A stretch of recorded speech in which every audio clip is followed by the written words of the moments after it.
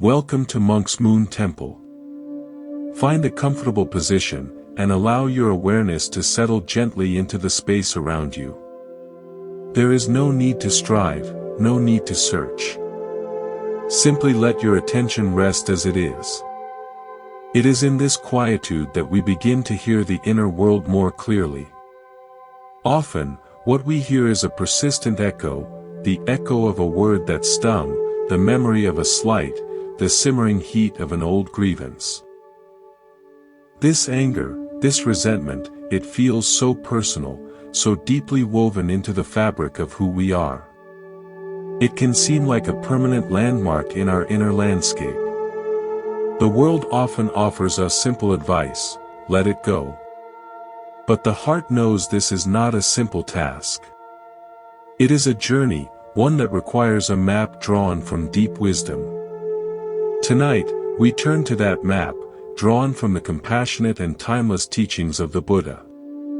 I remember a time before this understanding took root in me. I was traveling by train through a vast, open countryside. In my compartment was a stranger whose every action seemed designed to irritate, loud, inconsiderate, occupying more than his share of space. With each passing mile, my irritation grew. It hardened into a tight, hot knot in my chest. I stared out the window, seeing nothing but my own brewing storm.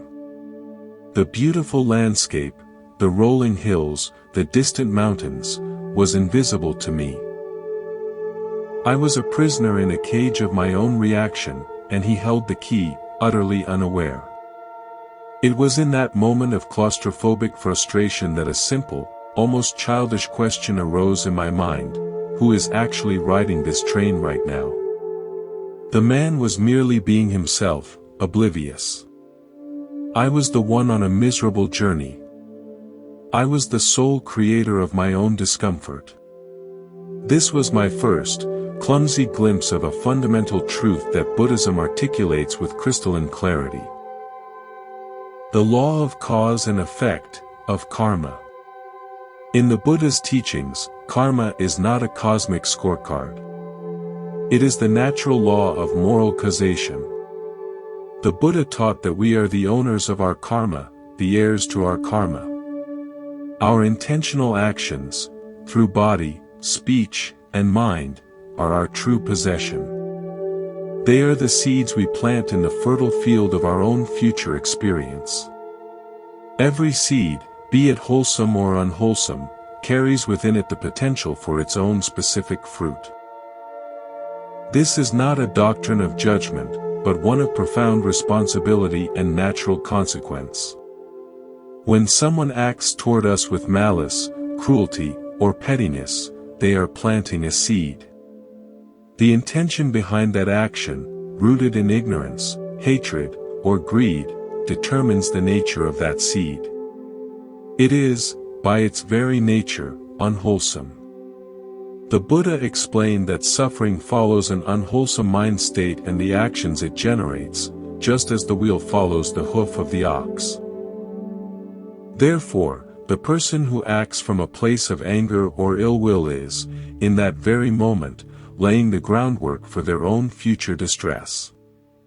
They are, in a sense, swallowing poison. Our instinct is to want to swallow it with them, to take the poison into our own system to prove a point.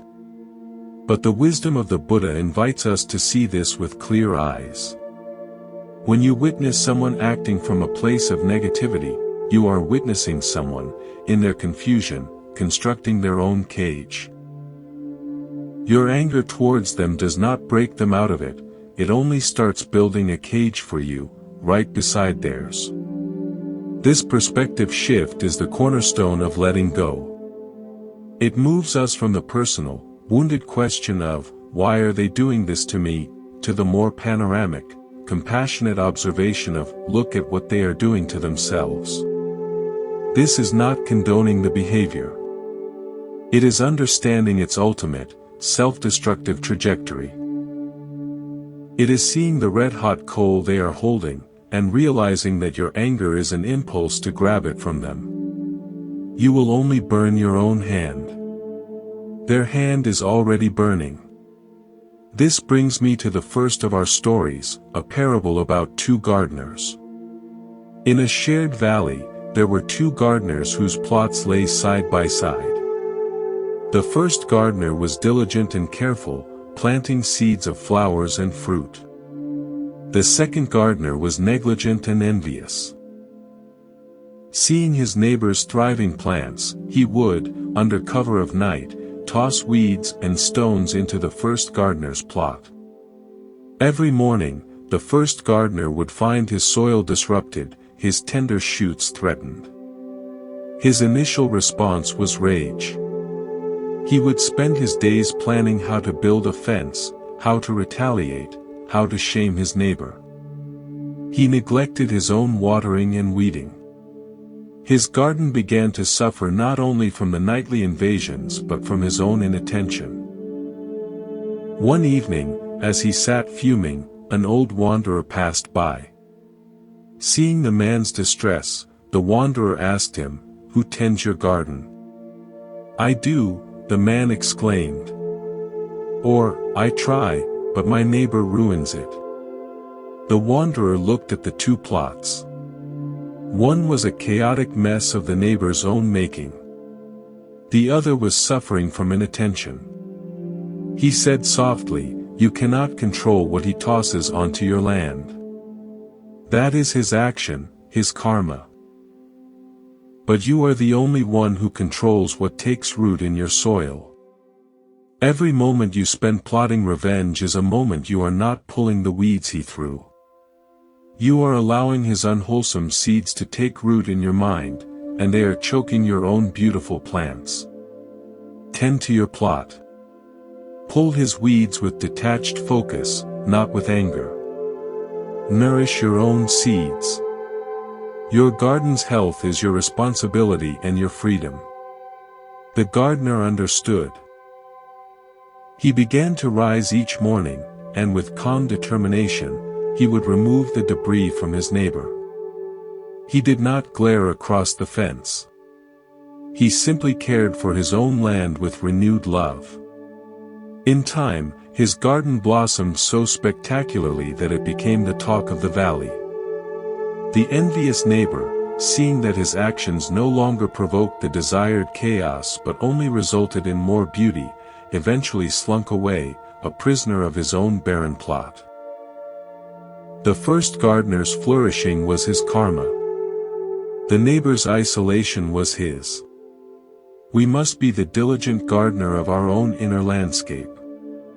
If this perspective, this first step toward tending your own inner garden rather than fighting with your neighbor, has brought a moment of clarity or calm, I gently invite you to subscribe to Monk's Moon Temple. By subscribing, you help this sanctuary of words grow, ensuring these teachings can reach others who are seeking a path to peace, just as you are.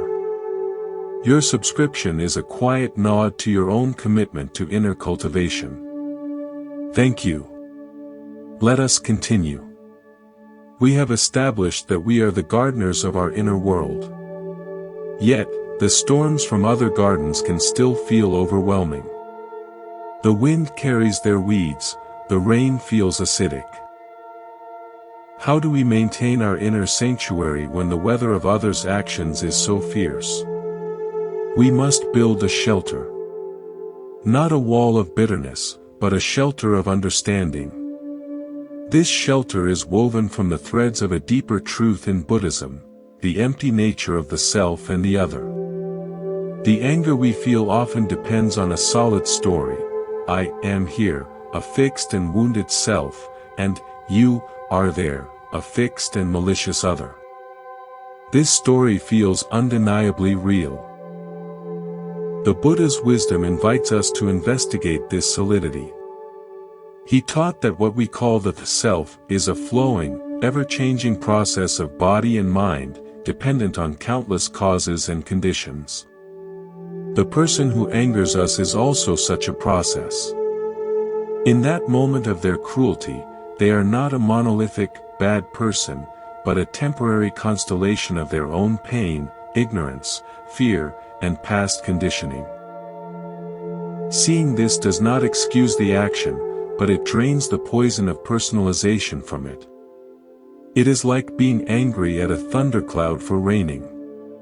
The cloud is not targeting you, it is simply expressing its nature based on the conditions that formed it. To embed this, let me share another story, one of a woodblock printer. In a quiet village, there was a master woodblock printer. His art was to carve intricate designs into blocks of cherry wood, ink them, and press them onto paper, creating beautiful, repeatable images. One day, a rival, jealous of his skill, stole into his workshop and deliberately damaged his most prized block, scratching deep gouges across its surface. The printer discovered the ruin. His heart sank. The block had taken years to carve. His first reaction was a blinding fury toward his rival. He envisioned public shaming, lawsuits, retribution. But as he sat in the wreckage of his workshop, his eyes fell upon the damaged block. He picked it up, running his fingers over the vicious, intentional scratches. Then, he looked at a blank sheet of paper. An idea, fragile as a new leaf, unfurled. He did not try to carve away the scratches. Instead, he inked the block precisely as it was, gouges and all, and pressed it onto the paper. The resulting print was astonishing. The old design was there, but now it was interwoven with wild, dramatic lines of disruption. It created a pattern more dynamic, more powerful, and more hauntingly beautiful than the original. He had not fixed the block. He had incorporated the damage into a new whole. The act of vandalism became part of the art's history, but not its endpoint. The rival's action was the scratch. The printer's response, his karma, was the decision to create a new masterpiece from the altered conditions. We cannot erase the scratches others make on our lives. But we have absolute sovereignty over how we ink the block and what we choose to print from it. Do we print only the story of the damage, over and over, creating a gallery of victimhood?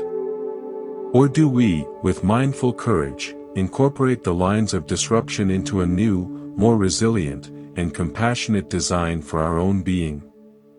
This leads us to a practice central to this path, the practice of non-identification. Your anger is not you. It is a weather pattern passing through the vast sky of your awareness. If you see a storm cloud in the sky, you do not believe you are the storm cloud. You are the sky, which holds the cloud. The cloud forms, lingers, and dissipates. The sky remains, unchanged in its essential nature. In the same way, anger arises based on conditions, a memory, a word, a perception of threat. It is a mental formation. When you can pause and, even for a split second, recognize, this is anger. It is here, you create a space between the feeling and the one who feels it. You are no longer drowning in the storm, you are the aware space observing the storm. From this space, choice becomes possible. Let me illustrate with a tale of a mirror and a portrait. Imagine two rooms. In the first room, the walls are covered from floor to ceiling with a single, giant portrait of a frowning, angry face. If you live in this room, that is all you see. You believe the entire world is that face. Your own face begins to mirror it. You become the portrait. This is identification. You have become one with the anger. In the second room, there is only a single, clear mirror on a stand. When the image of the frowning face is held before it, the mirror reflects it perfectly, with impeccable clarity. It does not deny the face. It shows every line of fury. But when the face is taken away, the mirror returns to its natural state of clear, empty reflectivity. It does not hold on to the image. It is not stained by it. The mirror's nature is to reflect, not to become. This is non-identification. Our mindful awareness can be like that mirror. We can reflect the situation with total clarity, seeing the injustice, the harm, without having to become the reflection of hatred in response. We remain the clear mirror. This reflective, spacious awareness is the ground from which true compassion can grow. Compassion in Buddhism is not pity. It is the natural response of a wise heart that understands the universal nature of suffering. When you see, from your spacious awareness, that the person who hurt you is acting from their own blindness, their own pain, your anger can begin to melt into a profound sorrow for them. This is the sorrow a healthy adult might feel for a toddler throwing a tantrum. The toddler may be screaming, "I hate you," and hitting you, but you see the exhaustion, the confusion, the inability to cope behind the violence. You don't agree with the hitting, and you may need to restrain the little hand, but your primary emotion is not personal anger. It is a compassionate wish for the child to find peace. Viewing those who cause harm as spiritually unskilled, lost in the tantrum of their own defilements, allows us to set a boundary with a heart that is firm yet not hardened. Let us continue.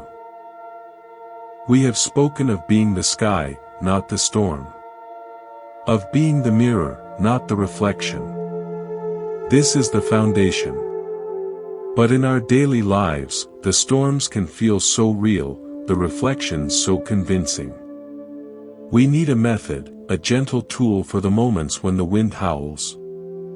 Buddhism offers not just philosophy, but practical training for the heart and mind. One of the most profound tools is the cultivation of metta, or loving kindness. This is not a sentimental feeling. It is a deliberate, radical reorientation of the heart. Think of your mind as a vast, ancient radio. It is capable of tuning into many frequencies. All day, it scans the dial. It often lingers on stations broadcasting resentment FM, fear news, or critical talk. The signal is strong, and we become accustomed to its static. The practice of metta is the conscious act of turning the dial, with great patience, to a different frequency, the frequency of unconditional friendliness. You are not denying the other stations exist. You are simply choosing not to listen to them. You are training the tuner of your attention. This practice begins with the self. This is crucial. We cannot genuinely offer a kindness to others that we are actively denying ourselves. So we start by sitting quietly, and gently directing phrases of goodwill inward. May I be safe. May I be healthy. May I be at ease. We say these words not as a demand, but as a gentle watering of the parched soil of our own being. We may feel resistance. A voice may say, "I don't deserve this," or "This is silly." That is just static from an old station. Acknowledge it, and gently return to the phrase. May I be at ease. Once this inner frequency becomes somewhat familiar, we extend it. Not to the difficult person immediately, but to a neutral person. Perhaps a barista you see daily, a mail carrier, a stranger on the bus. May you be safe. May you be happy. Then to a beloved friend or family member. And finally, when a sense of steadfast goodwill has been established, we turn the dial toward the one who caused us pain. We send the same phrases. May you be free from anger. May you find peace. This is not an endorsement of their actions. It is a profound act of psychic hygiene. You are cleansing your own heart of the toxic residue of hatred. You are declaring that their actions will not dictate the climate of your inner world. You are, in essence, refusing to drink the poison they offered. This practice can feel impossible at first. The mind rebels. That is perfectly normal. The instruction is not to feel a warm, fuzzy love for someone who hurt you. The instruction is to wish for their peace, as you would wish for a fever to break. You wish for their fever of ignorance to break, for their own sake and for the sake of all they touch. This divorces your well-being from their behavior. Your peace is no longer contingent upon their apology or their change. It becomes an internal, unshakable offering. To help this understanding take root, let's explore a story about a fortress and a spring. There was an ancient fortress built on a high, barren plain. It was constantly besieged by enemy armies. The defenders would pour boiling oil, shoot arrows, and shout curses from the walls. The sieges were exhausting, and the fortress, though never taken, was a place of constant tension and scarcity. Inside, the people were perpetually anxious, surviving on stale rations. Their entire identity was one of siege. One day, a young scout discovered something miraculous. Deep beneath the fortress's central courtyard, behind a forgotten door, was a sealed, ancient well. He cleared the rubble and lowered a bucket. The water was pure, cold, and abundant. He also found stores of seed and fertile soil in underground chambers. The fortress, in its fixation on the external enemy, had forgotten its own deepest resources. The commander made a radical decision. He ordered half the guards down from the walls. He had them tend the well, plant gardens in the courtyard using the discovered seeds, and create a place of beauty within. The sieges continued. The enemies still shouted and shot arrows. But now, the defenders responded differently. They no longer shouted back with the same ferocity. They met attacks with minimal, precise defense, and then returned to their gardens. They drank the sweet water. They ate fresh food. Their morale transformed. They were no longer defined by the siege. They were defined by the spring within. The enemy, confused and eventually bored by the lack of reactive fury, found their own anger unsustainable and, in time, drifted away. The fortress is your mind. The sieges are the harsh words, the slights, the injustices. The boiling oil and shouted curses are your angry reactions. They are exhausting and define your entire existence as one of conflict. The well and the garden are your inner practices of metta, mindfulness, and self-compassion. They are your true, renewable resources. When you tend them, you change your relationship to the siege. You defend your boundaries with mindful clarity when needed, but you no longer live on the battlements. You live from the nourishing center. The external situation may or may not change, but your experience of it transforms entirely. You are no longer a besieged victim, you are a steward of an inner oasis. This work requires what the Buddha praised as khanti, patience, endurance, forbearance. This is not passive resignation. It is the active, resilient strength of a tree that bends in a hurricane but does not break. It roots itself deeply in the soil of understanding. This storm of another's making is temporary. My roots are in the timeless truth of cause and effect. I can endure this without losing my core.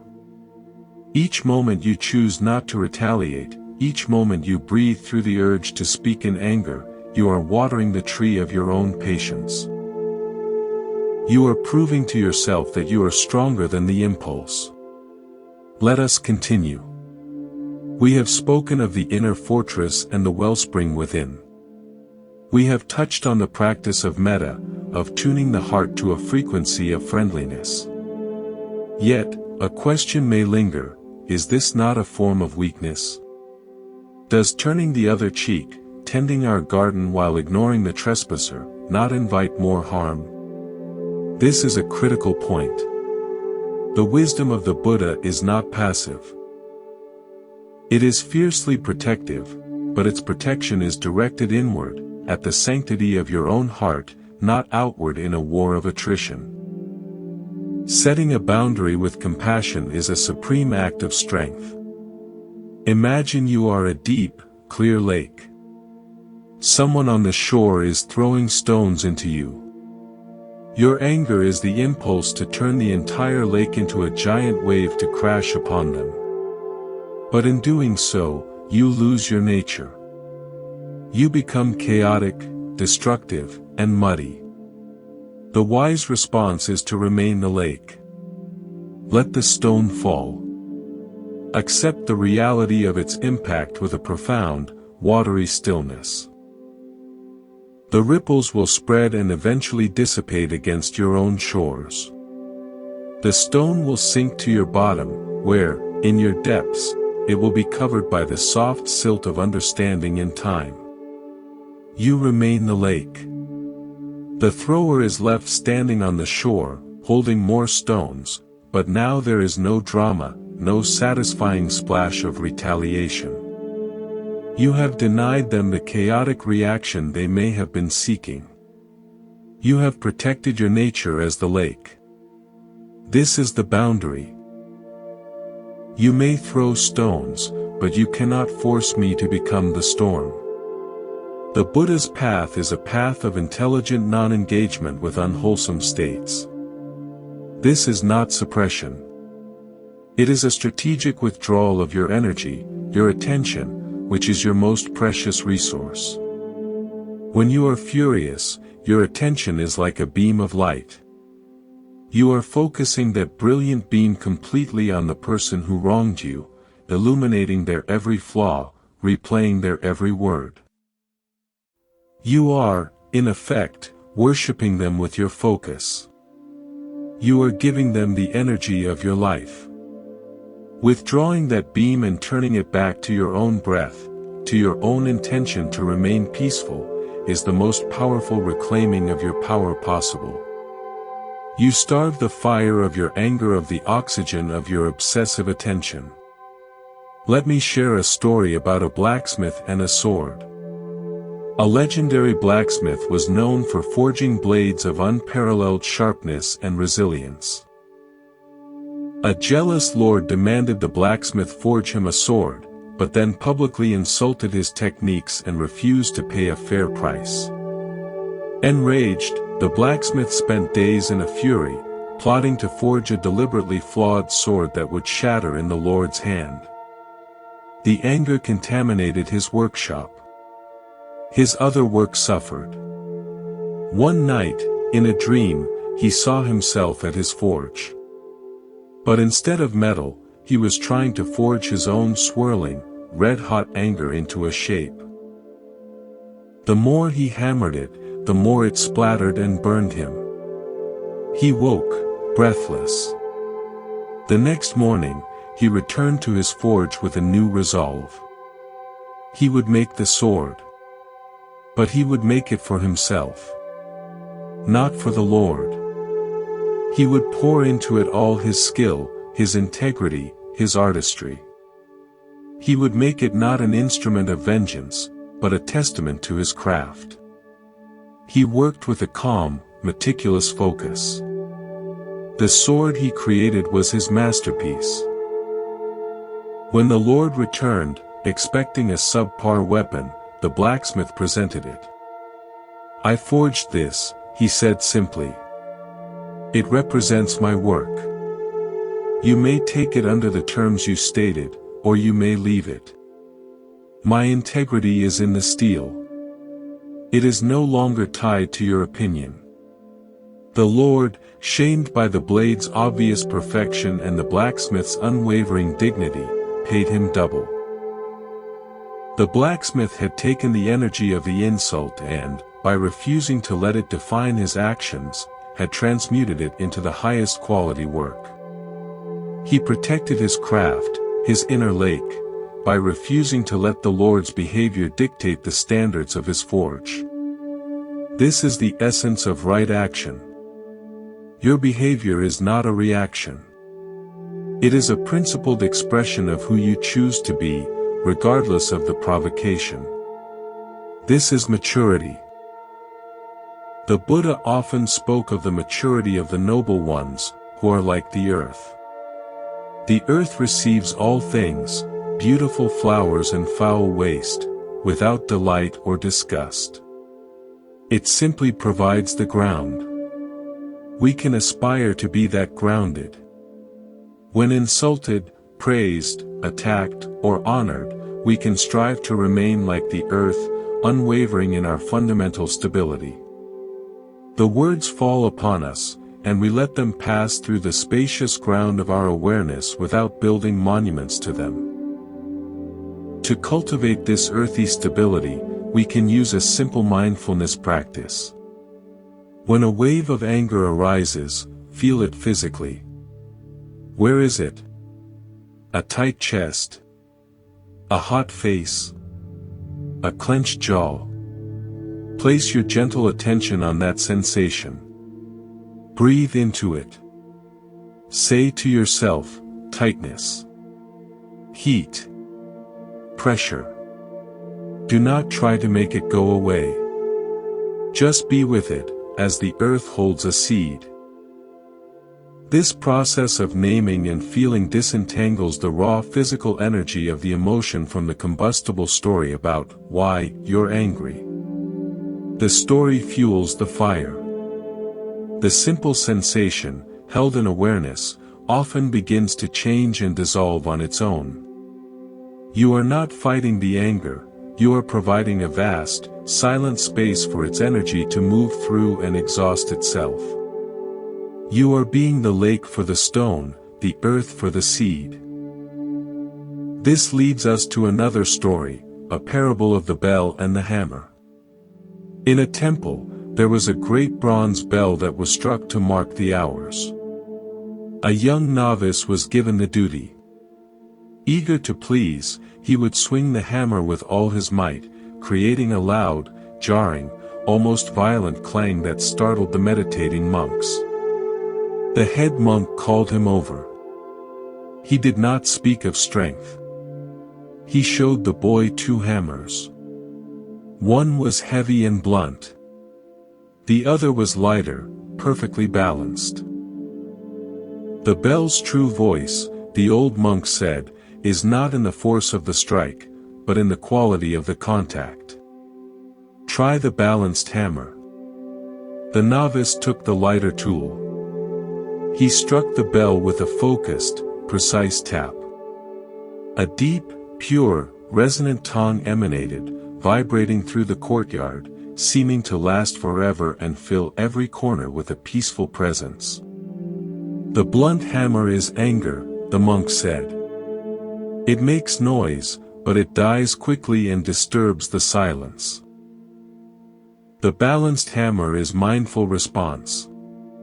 It meets the moment with just what is needed, and creates a resonance that brings harmony. Your task is not to strike hard, but to strike true. To meet each moment with balance, not force. Your response to provocation is your hammer. Anger is the blunt instrument. Mindful patience, the balanced one. The choice determines the resonance that will fill the coming hours of your life. Let us continue. We have explored the importance of the inner ground, of being the lake, the earth, the balanced hammer. We've spoken of withdrawing the beam of attention from the other and turning it with compassion upon ourselves. Now, let us go deeper into the very substance of what we are letting go of. What is anger, in the light of Buddhist wisdom? It is not a monster to be slain, but a messenger to be understood. Often, it is a secondary emotion, a fierce protector that arises to guard a more vulnerable, primary feeling, hurt, fear, helplessness, or a profound sense of injustice. When we feel wronged, anger rushes in like a soldier, armor clanging, to defend the soft, wounded heart behind it. Our mistake is to identify wholly with the soldier, to put on the armor and march to war, forgetting the tender place we are meant to be protecting. The path of wisdom involves thanking the soldier for its alert, and then gently asking it to stand down so we can tend to the actual wound with care. We must listen to the message, not become the messenger's war cry. This requires a courageous honesty. In the quiet after the storm of reaction, we can ask, beneath this heat, what is truly hurting? What need of mine feels unmet? What boundary was crossed? What ancient story does this touch upon? This is not self-pity. It is investigative surgery performed with the knife of mindfulness. You might find a childhood feeling of being unseen, a deep need for respect, a fear of being powerless. When you touch that primary wound with kindness, the angry soldier often simply dissolves, its job done. The energy transmutes from a raging fire into a compassionate determination to care for that tender spot within. Let me share a story about a city and its sentinel. There was a great, walled city known for its peace and culture. High on the tallest tower stood a sentinel, whose job was to ring a massive alarm bell at the first sign of any threat.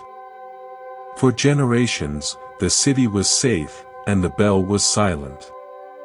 Over time, the citizens forgot its purpose. They covered the bell with ivy. The sentinel's post was left empty.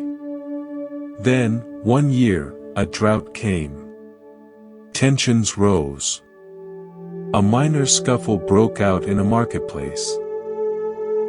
Suddenly, from the abandoned tower, the ancient alarm bell rang out with a deafening, panicked clang. It had been triggered not by an invading army, but by a frightened bird that had nested in its mechanism. The city erupted in chaos. Citizens, interpreting the bell as a call to war, armed themselves with whatever they could find and turned on each other, suspecting their neighbors of being the invaders. The real problem, the drought and the scarcity, was ignored. The city tore itself apart, responding to a false alarm.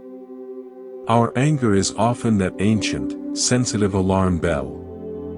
It was installed for a good reason, to protect us. But over time, it can become hypersensitive, triggered not by a true existential threat, but by old fears, perceived slights, or the frightened birds of our insecurity. When it rings, we must learn not to immediately mobilize the entire army of our reactive emotions. We must first send a scout of mindful inquiry to the tower. Is this a true invasion, or a false alarm? What is the real threat here? More often than not, the real threat is internal, a fear of inadequacy, a scar from the past, not the external person or event. By responding to the false alarm as if it were real, we create conflict where none need exist, exhausting ourselves and ignoring the true drought in our hearts that needs compassionate attention. The Buddha taught that ignorance is the root of all suffering. This includes the ignorance of our own emotional processes. We suffer not just from the first arrow, the hurtful event or word, but from the second, third, and fourth arrows we shoot into ourselves with our reactions, the stories of blame, the resentment, the rumination. The practice is to learn to receive the first arrow, which we often cannot avoid, with as much grace as possible, and to resolutely refuse to shoot the subsequent arrows at our own heart. How do we do this? We create a pause. Between the trigger and the response, there is a space. In that space lies our freedom and our growth. In the beginning, that space may feel infinitesimally small, a mere split second. But with practice, we can widen it into a sanctuary. In that sanctuary, we have room to breathe, to ask our scout to investigate the alarm, to choose our hammer. The breath is the key to this sanctuary. One conscious breath, drawn deep into the belly, is a bridge into that space. It is an anchor dropped into the stormy sea of reaction. It says, I am here. I am alive. In this breath, I am not my anger. Let's explore this with a tale of the ferryman. A traveler came to a wide, furious river. On the bank was a ferryman with a small, sturdy boat. The river was swollen with storm runoff, churning with debris. Can you take me across? The traveler shouted over the roar. The ferryman nodded. The crossing will be rough. The current is strong. You must do exactly as I say. Sit in the center. Do not grab at the water. Do not fight the waves. Your only job is to hold on to this rope in the boat's center and keep your weight low. The river will do what it does. I will navigate. The traveler, anxious, got in. As they pushed off, a large log slammed into the side of the boat. The traveler panicked, let go of the rope, and stood up to push the log away. Immediately, the boat rocked violently. Sit down. Hold the rope. The ferryman commanded. The traveler, terrified, complied. He gripped the rope, feeling the boat buck beneath him. He focused only on the feel of the rope in his hands and the ferryman's steady presence. The river hurled its chaos at them, but the boat, guided by the ferryman's skilled poles, found its way across. The traveler realized his panic had been the greatest danger. His stability within the boat was his only true task. The furious river is the situation, the other person's anger, the external chaos. The boat is your practice, your mindfulness, your understanding of karma. The rope you hold is your breath, your mantra, your point of conscious focus. The ferryman is your innate wisdom, your Buddha nature. Your job is not to stop the river, not to fight the logs of insult that slam into you. Your job is to hold your center, to trust the wisdom of the practice, and to let the skilled navigation of understanding carry you through to the other shore of peace. When you let go of the rope to lash out at the water, you only capsize your own peace. Let us continue. We have spoken of the inner sentinel, the alarm bell, and the importance of the pause, the sanctuary between the river's chaos and our response. Within that sanctuary, we find a profound question. What is the purpose of this relationship to my own anger? Is it to win? Is it to be right? Or is it to be free? The teachings of the Buddha gently guide us toward the last option. The goal is not victory in a conflict, but liberation from the very cycle of conflict. This liberation is found in a radical acceptance of impermanence. All things that arise, pass away. This includes the painful situation, the difficult person, and the fiery emotion of anger itself. When we are in the grip of resentment, we are acting as if the cause of our pain is a permanent, solid fixture. We build a museum around a single event and live there, a curator of our own misery. But if we look closely, with the lens of mindfulness, we see that everything is in flux. The cells of our body are changing. The thoughts in our mind are fleeting. The person who hurt us is different today than they were yesterday, shaped by their own river of causes and conditions. Holding on to anger is like trying to freeze a river in place. It is a fight against the fundamental nature of reality, and it is a fight we cannot win. We only freeze ourselves in the process. Accepting impermanence is not saying, it doesn't matter. It is saying, this too, is part of the flow. It allows us to place the painful event on the riverbank of the past, and then, deliberately, to turn our boat back into the current of the present moment, where life is actually happening. The past is a memory. The future is a thought. The present is the only place where we can actually exercise our freedom to choose our karma. To illustrate, let me share a story about a tapestry and a single thread. A woman was weaving a vast, intricate tapestry. It was the work of a lifetime, depicting a majestic forest. One day, in a moment of distraction, she made a significant error. A long, ugly, discordant thread ran right through the heart of a beautiful grove of trees. She was devastated. She saw nothing but the mistake. She stopped weaving. For years, the loom sat dormant, the perfect tapestry before the error forever unfinished, the glaring thread a monument to her failure. One day, a visiting weaver saw the loom. She studied the work, her eyes following the discordant thread. "This is not a mistake," she said softly. "It is a river." She took up the shuttle and began to weave again. Using the mistake as the banks, she wove in shimmering blues and silvers, transforming the ugly thread into a graceful, flowing river that wound through the forest. The tapestry, once halted by perfectionism, was not only completed but became more beautiful, more dynamic, and more true to life because of the incorporated flaw. The forest now had a source of water. The ugly thread is the hurt, the betrayal, the word that can never be taken back.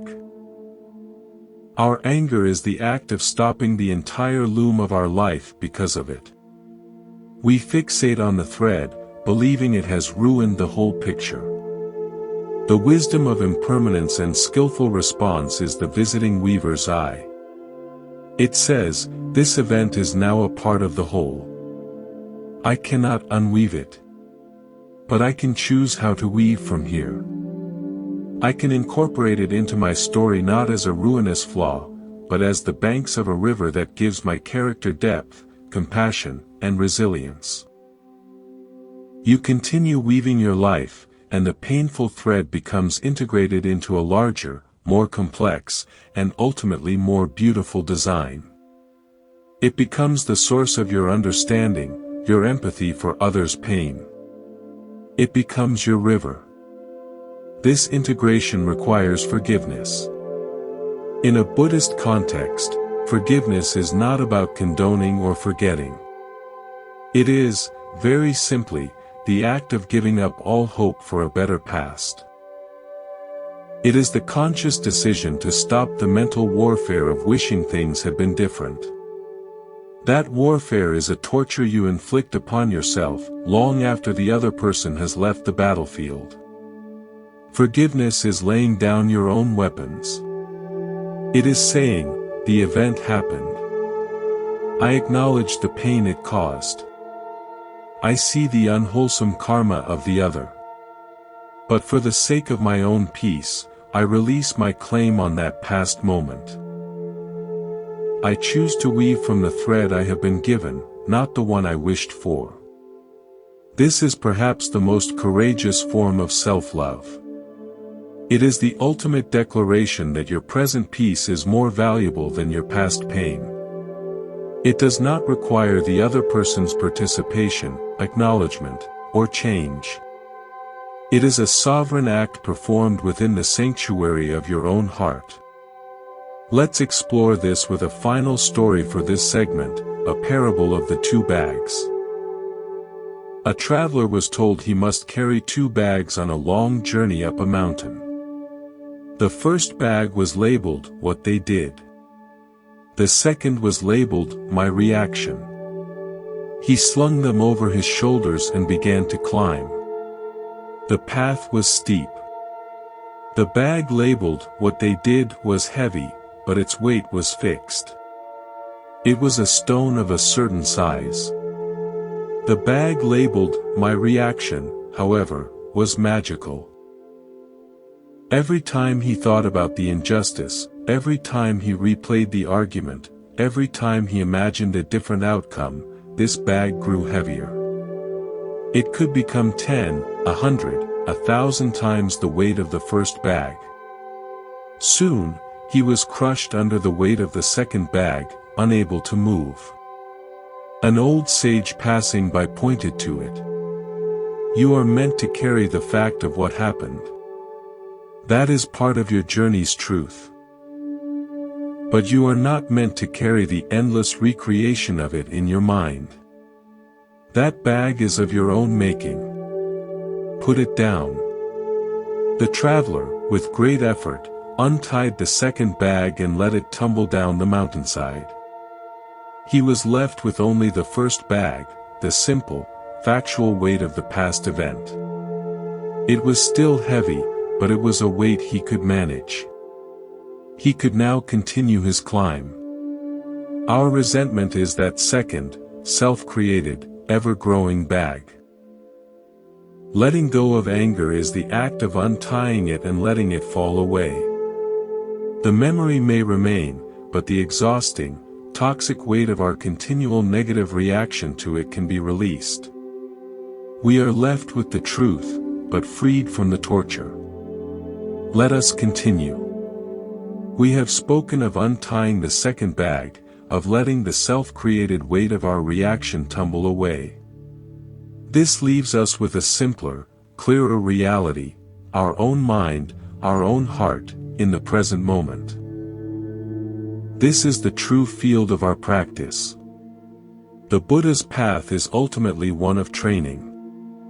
We are training the mind, as one would train a wild puppy, with boundless patience and gentle consistency.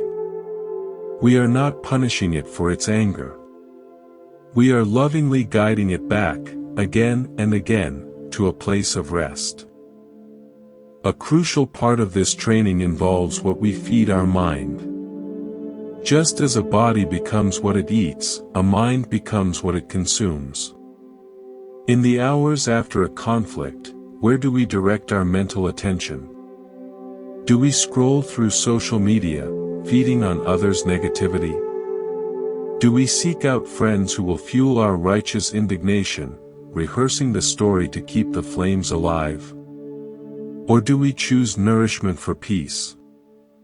This might mean a walk in nature, where the trees do not argue. It might mean listening to calming music, reading uplifting words, or simply sitting in silent observation of the breath. It is a conscious choice to withdraw from the mental food of conflict and to partake in the mental food of serenity. The Buddha often taught about the 6 senses, sight, sound, smell, taste, touch, and mind objects, as the doors through which the world enters. We cannot always control what comes to these doors.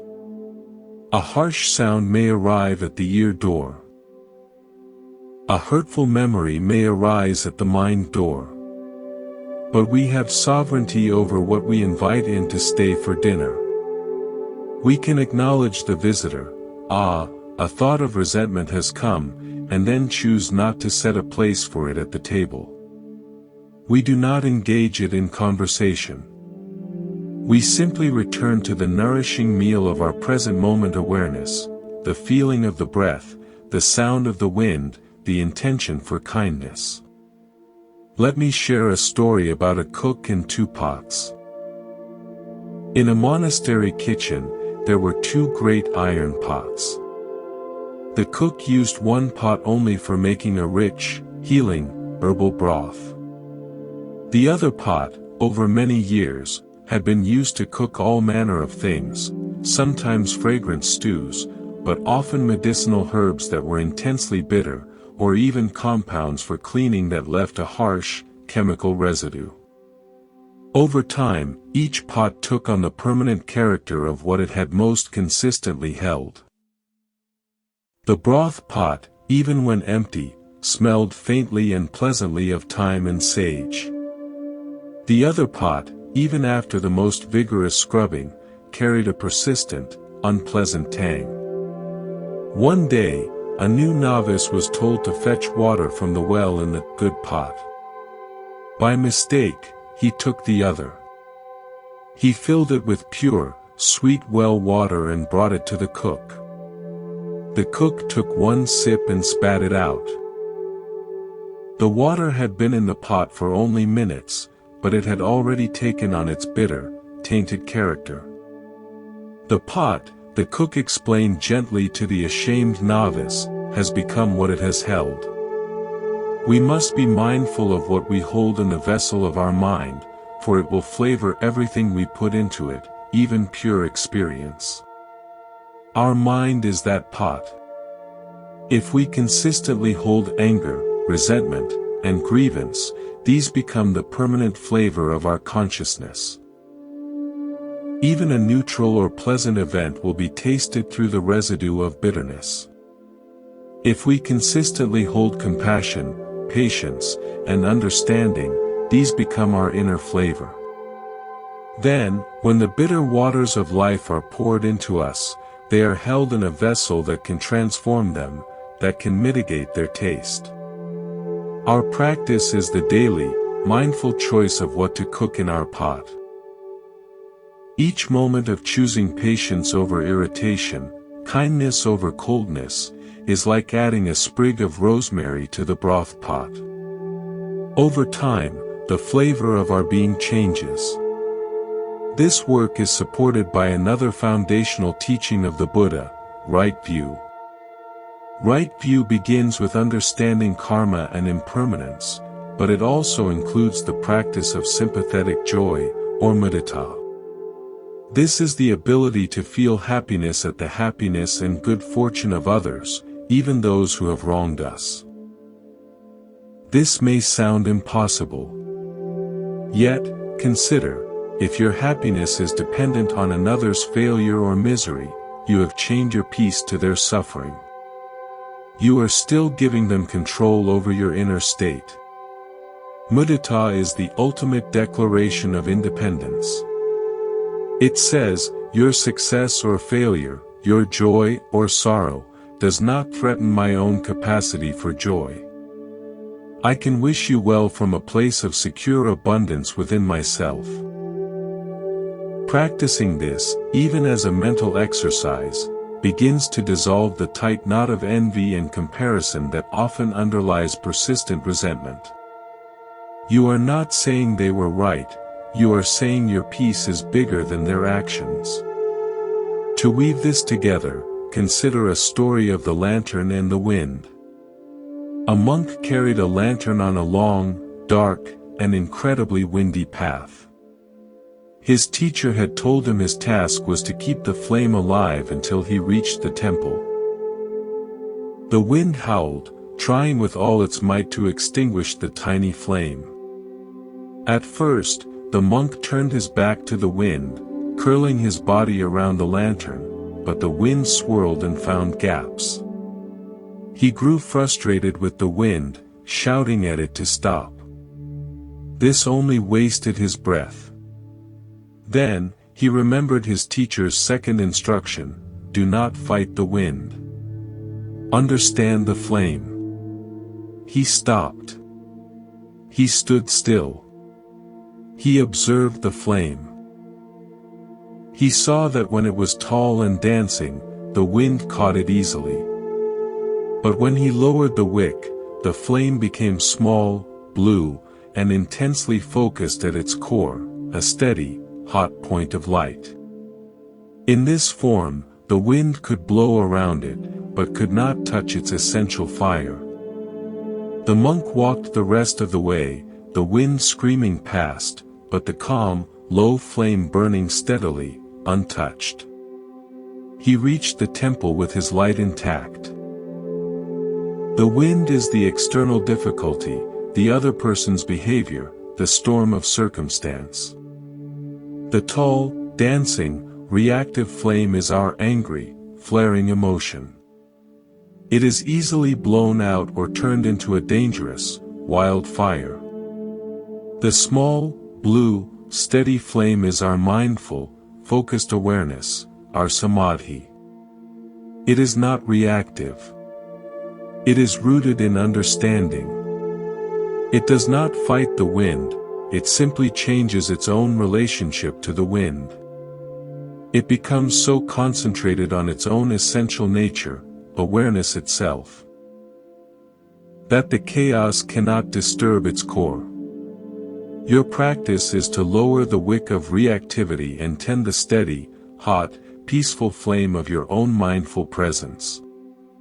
The winds will still blow, but they cannot put out that light. We have traveled a long path together. We began by recognizing the weight we carry, the second, self-created bag of our own resentment. We learned to see the difficult person not as a monster to defeat, but as a gardener planting unwholesome seeds in their own plot, a process governed by the natural law of karma the Buddha so clearly taught. We discovered the inner fortress and its well, the importance of tending our own garden. We practiced being the sky for the storm, the lake for the stone, the clear mirror. We learned to listen to anger as a messenger, to create a pause with the breath, to choose the balanced hammer over the blunt one. We spoke of weaving the painful thread into our tapestry, and of flavoring our mind pot with kindness. All of this points to a single, profound truth that sits at the heart of the Buddha's wisdom: letting go is not an event, but a direction. It is the consistent, gentle turning of the heart away from the exhausting drama of blame and toward the quiet sovereignty of your own peaceful presence. It is the daily commitment to be the owner of your actions, the heir to your choices. You will not always succeed. The old patterns are deep. The wind will howl, and the flame will sometimes dance wildly. This is not failure, it is part of the training. Each time you notice you have picked up the heavy bag of reaction again, you have already won a small victory, the victory of awareness. With that awareness, you can simply put it down once more. No drama. No self-judgment. Just the gentle, repeated action of untangling your happiness from the knots of past events and other people's choices. So tonight, as you prepare to rest, do not ask yourself if you have forgiven, or if you are free of anger. Ask yourself a simpler question. In this moment, can I be kind to this breath? Can I be friendly to this feeling of the body resting? Let your practice be that small, that immediate. The vast journey of letting go is made of a million such moments of gentle return. Your peace is not a distant shore to be reached after a tumultuous crossing. It is the very boat you are building, plank by mindful plank, with each conscious breath, each choice for patience, each act of inward compassion. You are both the builder and the sanctuary being built. From all of us here at Monk's Moon Temple, we thank you for walking this path of understanding. May the wisdom of the Buddha light your way. May you, through your own mindful choices, cultivate a heart that is light, resilient, and free. May you be happy. May you be at peace.